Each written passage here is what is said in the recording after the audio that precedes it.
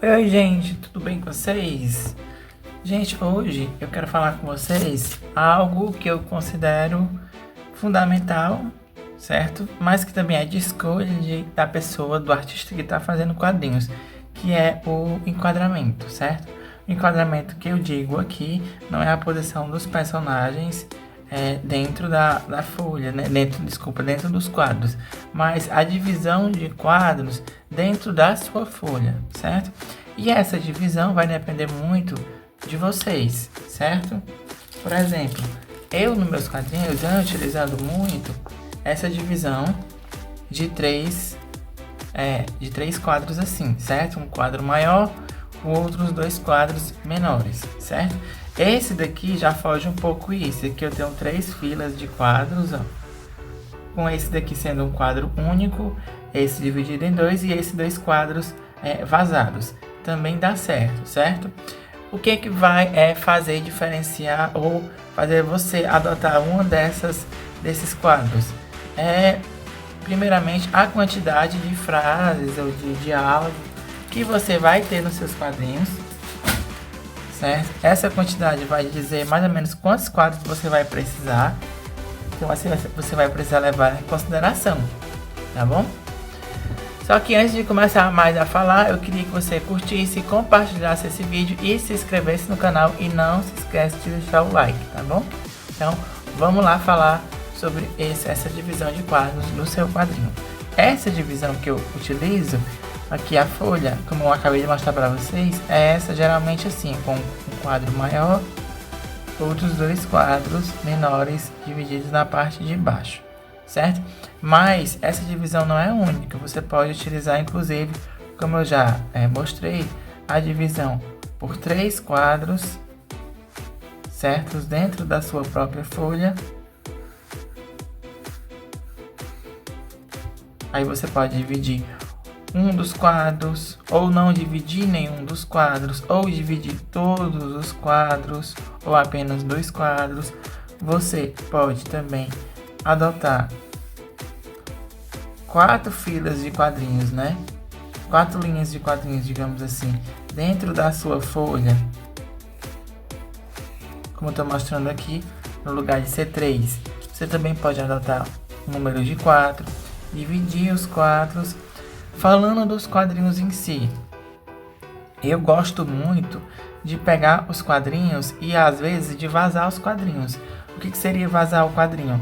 No lugar de eu fazer um personagem aleatório aqui, gente, dentro do quadro, certo? Com o quadro fechado,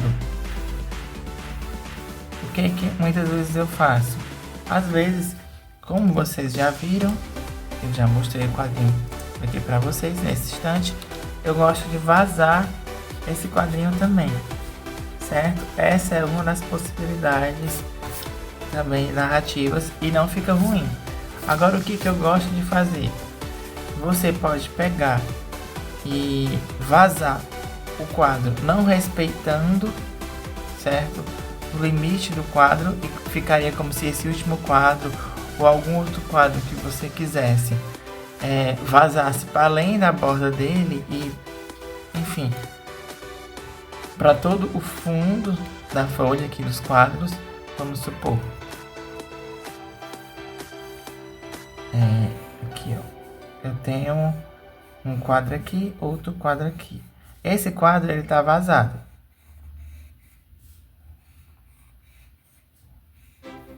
Ó, vamos supor que tá assim. Eu posso fazer esse quadro aqui vazado, mas vazado mesmo, pode ser até um close, tipo assim, um close na cara do personagem. Personagem com raiva. Tá um pouco engraçado aqui meu desenho. Um close na cara do personagem, enfim, vazou todo o quadro e posso até fazer no fundo aqui o desenho inteiro. Eu particularmente não gosto. Como é que eu gosto de fazer? Então, eu gosto sempre de vazar o quadro, mas vazar o quadro respeitando a borda, certo? Vou mostrar o exemplo que eu já tinha mostrado aqui para vocês. Ó, esse quadro eu vazei ele, ó. né? Ele não tem a borda aqui dos lados, mas ele respeita a borda. Aqui foi um dos primeiros quadrinhos que eu fiz. Ele ainda vaza aqui um pouquinho, ó. Vocês podem ver, mas ele, ó, vaza aqui, mas essa parte aqui de baixo, ó, ela segue o quadro, aqui em cima também siga o quadro, certo? Então eu gosto de fazer isso, vazar, vaso, mas não transpasso aqui a borda do quadro, entendeu? Sigo uma linha imaginária da borda do quadro, certo? Outro exemplo, aqui ó, outro quadrinho que eu fiz um estilo aqui um pouco diferente, ó, mas outro aqui ó, mas não passei, não transpassei a borda do quadro, entende? Então, outra coisa é os balões, certo? Tipo aqui, acontece às vezes de ter os balões encostando no, ó, o balão tá encostando na borda do quadro, certo? Do teu quadrinho. Então muitas vezes o que eu faço? No lugar de deixar assim, às vezes acontece que o que? Eu apago essa borda e deixo o quadrinho assim, ó. O quadrinho vazado. O quadrinho não, o balão que vazou. Ele não obedeceu a borda. Ele não tem a borda que não segue aqui. Ela fica aberta. Entendeu? Não tem a linha da borda do quadro aqui, fica aberta. E aqui fica normalmente as falas do personagem. Entendeu? Mas isso não é uma regra. Por que eu gosto de fazer isso? Porque eu acho que meu quadrinho dá uma variação muito grande de narrativa, de design, né, de estética. Então eu acredito que dá não fica aquele quadro, aquela coisa mesmo assim, né? Aquela grade fixa.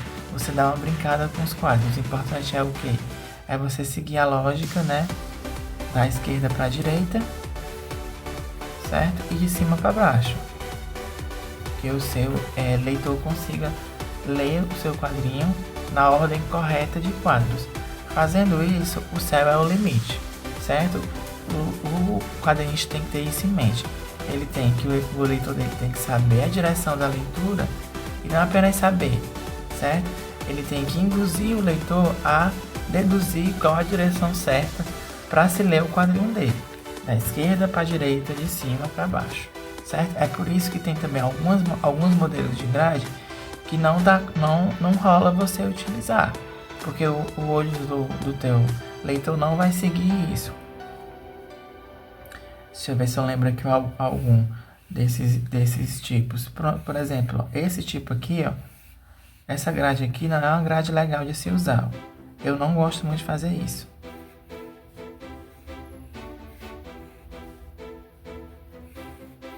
Essa daqui vai confundir um pouco o teu leitor. É por isso que às vezes, quando tu for ver um quadrinho desse, tu vai naturalmente começar a ler aqui. Mas às vezes tem uma indicação de que o quadrinho, tu vem daqui, aí tem uma setinha pra cá, ó. Justamente pro leitor não se confundir. Aí depois tem outra setinha pra cá. Tem umas setinhas assim, ó. Eu não gosto disso. Eu acho esse tipo de estrutura, de design muito engessado, que confunde muito a cabeça do leitor. Se para adulto não é legal, para quem faz quadrinho infantil digamos assim, é um horror esse tipo de estrutura, porque vai confundir muito a cabeça da criança. Então a criança tem que ler o quadrinho tem que ser fluido. Então ela vai ter que também deduzir a forma correta dela ler o quadrinho. Geralmente as crianças aprendem a ler como a gente lê livros, da esquerda para a direita e de cima para baixo. Então isso tem que estar muito claro. Quando isso não está claro, o quadrinho não está muito bom, certo? Isso aqui você pode adotar? Pode, tem gente que adota isso aqui. Eu não gosto, eu evito essa grade aqui de quadrinhos. Seja com esse quadro aqui, seja com esse aqui nessa parte, ou aqui, esse quadro maior aqui, eu não gosto, tá bom? Então é isso, gente. Vou ficando por aqui. Espero que vocês tenham curtido a dica de hoje, certo? Curta, comente, compartilhe e se inscreve no canal para você estar me ajudando a voltar aqui e a trazer mais conteúdo para vocês, tá bom, gente? Vou ficando por aqui. Até o próximo vídeo. Tchau, tchau.